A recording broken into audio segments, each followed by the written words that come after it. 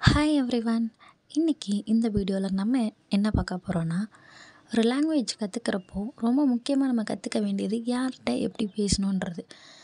அவங்க இவங்கன்னு சொல்கிற வேண்டிய இடத்துல அவர் இவர்னு சொல்லாமல் அவன் இவன்னு சொல்லிட்டா தப்பாயிடும் இல்லையா? ஸோ யாரை எப்படி கூப்பிடணும் அப்படின்றத மரியாதை கொடுத்து பேச வேண்டிய இடங்களில் மரியாதை கொடுத்து பேசுகிறதுக்கும் இந்த மாதிரியான வார்த்தைகள் ரொம்ப முக்கியம். அந்த மாதிரியான வார்த்தைகள் தான் இன்றைக்கி இந்த வீடியோவில் நம்ம பார்க்க போகிறோம். வீடியோக்குள்ளே போகிறதுக்கு முன்னாடி நம்ம சேனலை சப்ஸ்கிரைப் பண்ணாதவங்க சப்ஸ்கிரைப் பண்ணிக்கோங்க. அப்போ தான் நம்ம சேனலில் போகிற வீடியோஸ் எல்லாமே தவறாமல் உங்களை வந்து சேரும். ஃபர்ஸ்ட், மைன் அப்படின்றது நான், ஐ அப்படின்னு அர்த்தம்.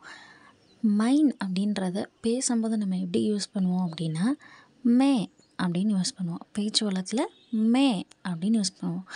மேன்னா நான் அப்படின்னு அர்த்தம். ஹிந்தியில் எப்போவுமே ஒரு வார்த்தையோட எண்டிங் சவுண்ட் வந்து ஆண் முடிஞ்சால் அது ஆண்பாலை குறிக்கிறதாகவும், ஈன சவுண்ட் முடிஞ்சால் அது வந்து பெண்பாலை குறிக்கிறதாகவும் இருக்கும். அதுக்கு எக்ஸாம்பிள் பார்ப்போம்.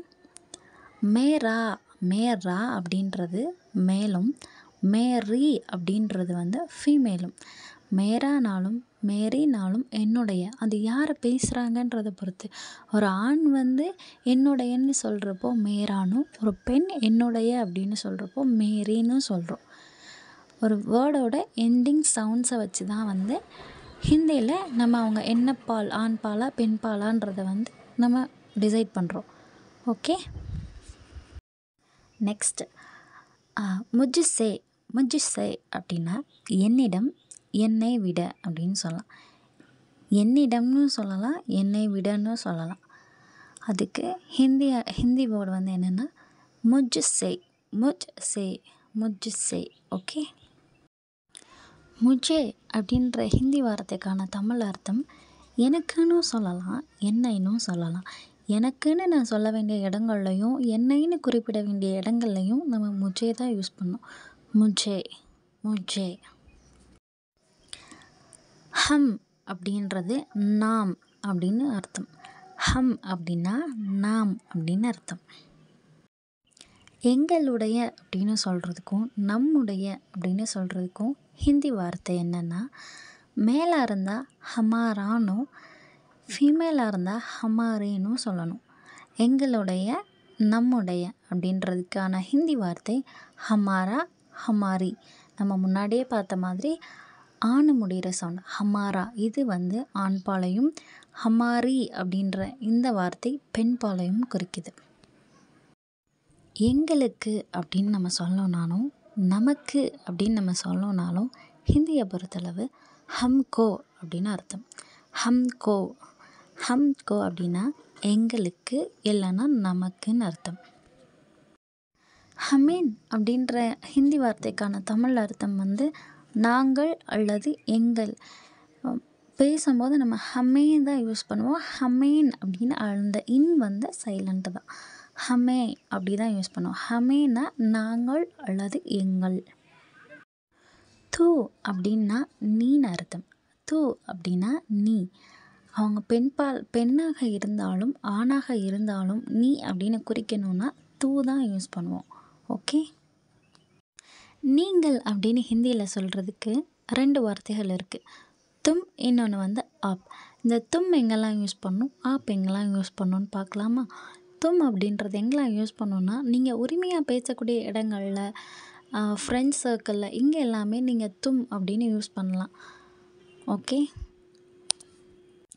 ஆப் அப்படின்ற வார்த்தை வந்து நம்மளை விட பெரியவங்க கிட்ட, முன்ன பின்ன தெரியாத ஒருத்தர்கிட்ட போய் முதல் முறையாக பேசுகிறப்போ இந்த மாதிரி ரொம்ப மரியாதை கொடுக்க வேண்டியங்கள் எல்லாத்துலேயுமே ஆப் தான் யூஸ் பண்ணணும். தும் எங்கே யூஸ் பண்ணணும், ஆப் எங்கே யூஸ் பண்ணணும், இப்போ உங்களுக்கு நல்லா புரிஞ்சிருக்கும்னு நம்புகிறேன். தும்ஹாரா, தும்ஹாரி, இந்த 2 வார்த்தைகளுக்கான அர்த்தம் வந்து என்னென்னா உங்களுடைய. பெண்ணாக இருந்தால் தும்ஹாரி, ஆணாக இருந்தால் தும்ஹாரா. தும்ஹாரா, தும்ஹாரி அப்படின்னா உங்களுடைய அப்படின்னு அர்த்தம். உனக்கு அப்படின்றத ஹிந்தியில் எப்படி சொல்லணும்னா தும்கோ அப்படின்னு சொல்லணும். உன்னை அப்படின்னு ஒருத்தவங்கள சொல்லணுன்னாலும், உனக்கு அப்படின்னு ஒருத்தவங்கள குறிக்கணுன்னாலும் ஹிந்தியை பொறுத்தளவு ஒரே வார்த்தை தான் துஜே, துஜே. உன்னோட அப்படின்னு ஹிந்தியில் சொல்லணுன்னா தேரா, தேரா. உன்னோட அப்படின்னு நம்ம யூஸ் பண்ணோன்னா தேரா. உன்கிட்ட அப்படின்னாலும் இல்லை உன்னை விட அப்படின்னாலும் ஹிந்தியில் தும்சே, தும்சே. உன்னை விட, உன்னிடம், இந்த 2 வார்த்தைக்குமே ஹிந்தியில் தும்சே அப்படின்னு அர்த்தம். நான் முன்னாடியே சொன்ன மாதிரி ஆப் அப்படின்ற வார்த்தையை நம்ம முன்ன பின்ன தெரியாதவங்க கிட்டேயும் நம்மளை விட வயசில் பெரியவங்க கிட்டேயும் நீங்கள் அப்படின்னு சொல்ல வேண்டிய இடத்துல ஆப் தான் யூஸ் பண்ணணும். தும்ஹாரா தும்ஹாரின்னு 2 வார்த்தை பார்த்தோம் இல்லையா? உங்களுடையன்னு நம்ம ஃப்ரெண்ட்ஸ் சர்க்கிளில் சொல்லும்போது தும்ஹாரா அப்படின்னு தும்ஹாரின்னு சொல்லுவோம். அதே பெரியவங்க கிட்ட பேசும்போது அவங்க ஆணாக இருந்தால் ஆப்கானும் பெண்ணாக இருந்தால் ஆப்கினும் சொல்லணும். ஆப்கா அப்படின்னு, ஆப்கா ஆப்கி அப்படின்னா உங்களுடைய அப்படின்னு அர்த்தம். உங்களுடைய, ஆப்கா ஆப்கி. தங்களுக்கு இல்லைன்னா எங்களுக்கு அப்படின்னு சொல்கிற எல்லா இடங்கள்லையுமே ஆப்கோ, ஆப்கோ தான் யூஸ் பண்ணணும். உங்களிடம் அல்லது உங்களை விட அப்படின்னு சொல்கிறதுக்கு ஆப்சே, ஆப்சே. உங்களை விட, உங்களிடம் அப்படின்ற இந்த 2 வார்த்தைகளுக்குமே ஹிந்தி வார்த்தை என்னென்னா ஆப்சே, ஆப்சே. இந்த வீடியோ உங்களுக்கு கண்டிப்பாக யூஸ் ஆகும்னு நம்புகிறேன். இங்கே யாரை எப்படி சொல்லணுன்றதுக்கு கண்டிப்பாக இந்த வீடியோ பார்த்தீங்கன்னா உங்களுக்கு புரிஞ்சிருக்கும். இதோட பார்ட் 2வையும் மறக்காமல் பாருங்கள். மறக்காமல் நம்ம சேனலையும் சப்ஸ்கிரைப் பண்ணுங்கள்.